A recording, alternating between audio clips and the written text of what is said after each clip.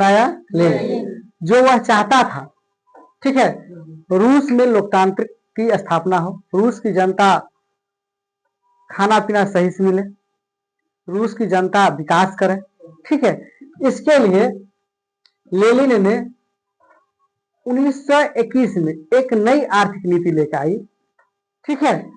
अब लेनिन व्यक्तित्व देखो कैसा था, लेनिन एक स्वप्नदर्शी विचारक नहीं थे, स्वप्नदर्शी विचारक केवल सपना नहीं देखता था कि हम रूस को ऐसे बना देंगे ऐसे बना देंगे, लेनिन ऐसे नहीं था।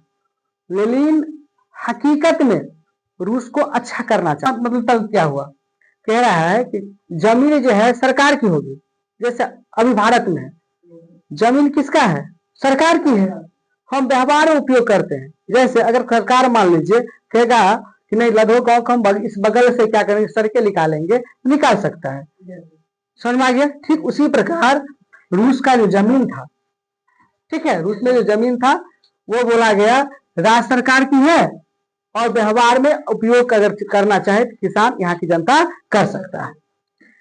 तीसरा स्टेप बोला 20 से कम कर्मचारी वाले उद्योग को व्यक्तिगत रूप से चलाने का अधिकार दे दिया। कहने का मतलब ये, जिस उद्योग में 20 से कम कर्मचारी है, अगर जनता चाहे व्यक्तिगत मतलब पर्सनल, ठीक है, उन उद्योगों को विकास कर सकता है, उन उद्योगों को डेवलप कर सकता है, समझ में आ गया। चौथा नंबर पॉइंट है विभिन्न स्तरों पर जनता के लिए बैंक खोलेंगे। विभिन्न स्तरों पर जनता मतलब देश राष्ट्र पर भी बैंक खोला गया होगा, राष्ट्र लेवल पर मतलब देश लेवल पर, राज्य पर, ठीक है, जिला पर, अनुमंडल पर, इस टाइप से क्या खोला गया होगा, बैंक खोला गया, ठीक है। 5वां नंबर पॉइंट है व्यक्तिगत संपत्ति जीवन बीमा राज्य के एजेंसी द्वारा शुरू किया गया।